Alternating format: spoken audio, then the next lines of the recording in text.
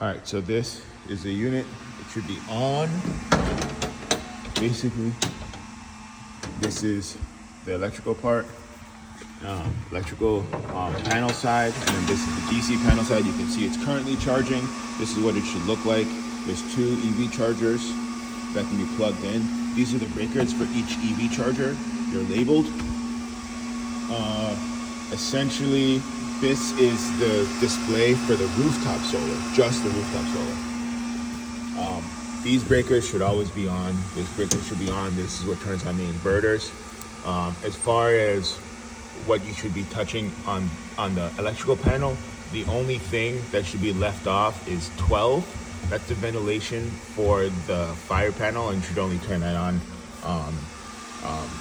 hot days or under heavy operation. And then these are the display screens for the inverters 1, 2, and 3. And then this is pretty self-explanatory. It's just the cam lock inputs. Inputs are down here, outputs are here. E-stop for emergency shutdown. And these are just 120 volt outlets, as well as a 30 amp outlet.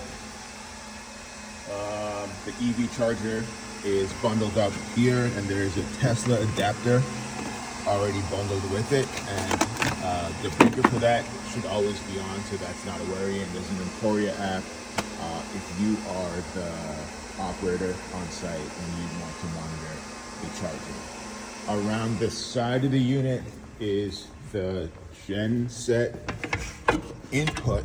Now this is a 3-phase genset input.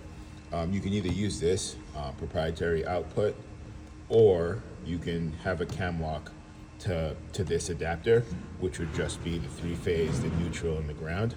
There's this is DC inputs for solar. So right here we have 1, 2, 3 for each inverter, and each of these is 4 strings and 4 separate circuits between 200 and 500 volts and up to 14 amps a piece. And then above here is the disconnect, solar disconnect for each one. There is no circuit protection on this side, so you would have to do an inline fuse on the circuit side and size that for whatever size solar panel string you are doing. And then this should always be on. This is just the breaker for the rooftop solar. Around the front for the fire panel, this should just be on. You can see the display, it's showing power up connect, system normal. That should be fine. If it is showing gas sensor trouble, it means that you need to stop, open up the back side of the unit, and then reset the fire, the H2 sensor that is there. Reset it with a magnet. You have to hit the magnet on the X on the left side of the display, then the magnet on the check mark on the right side of the display, and then that's how you reset the gas sensor trouble. That'll only happen every time it dies completely. CLSS, when deployed, it should just go right to this menu. If the unit's completely dead, all you're gonna do is open the CLSS Horizon app, which should always be there. The login is Power Up 1, that's the Windows login, and the pin is 000123. As far as the Horizon app, if you're logged out, it should be admin. If you're logged out, the password is Power Up 1, capital P, capital U, 1 exclamation mark. So that's where we are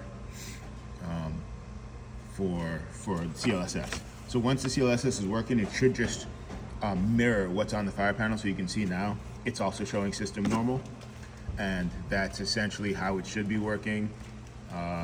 You just need to just deploy it about 100 feet away from the unit.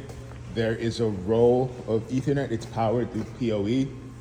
There's a row of Ethernet right there that rolls out with it. So you would roll that out, plug it into the unit, and then set it up 100 feet in a safe location from the unit.